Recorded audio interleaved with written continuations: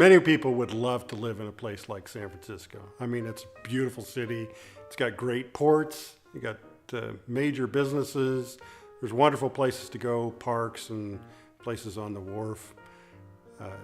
But there's a cost to San Francisco. In fact, there's a really big cost. San Francisco rates as, well, it's in competition with New York City to be the most expensive place to live in the United States. Now, the reason I mentioned San Francisco is I recently read an article in the San Francisco Gate, and it was looking at the least expensive place to live in California. Guess what city placed number one? That's right, California City is the least expensive place to live in California. In many ways, we have it really great here. They had some statistics. They said that the average home price in California City is less than $200,000. The average mortgage payment is $4,262. That will get you a one-room bedroom condo in San Francisco. Not for a year. That's what it costs you for a month in San Francisco compared to a house in California City. So property taxes, average is $934, and annual homeowners insurance is $238. I don't know if you realize it, but that's really cheap. We're really blessed to live in a place that has this low cost of living. We save thousands and thousands of dollars each year just by choosing to live here.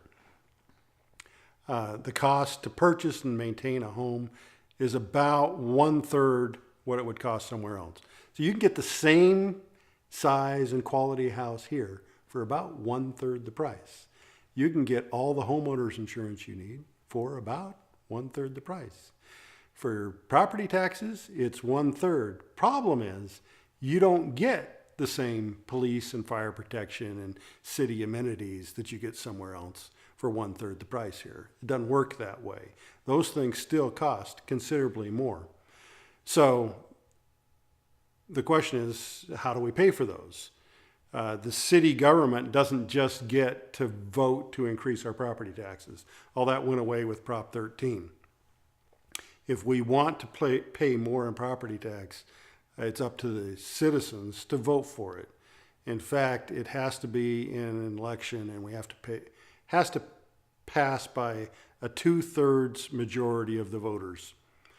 So the proposed property tax it's a parcel tax. That's for each piece of property. It's a tax of 50 cents a day. That comes out to $282.50 a year. That's a year. That's really not very much. And if you wonder where that number came from, 50 cents a day. So, and what that goes to is to pay for police and fire protection. Half of it goes for police, half of it goes to fire. And you need to understand, when we're talking about police and fire protection, we're not just talking about the guys out on patrol.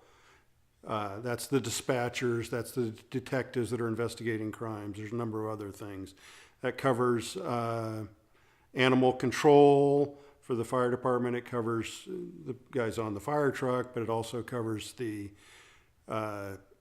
inspection for fire safety, the code enforcement, and to a lot of people, it's really important. It's the paramedics that come when you have a medical emergency.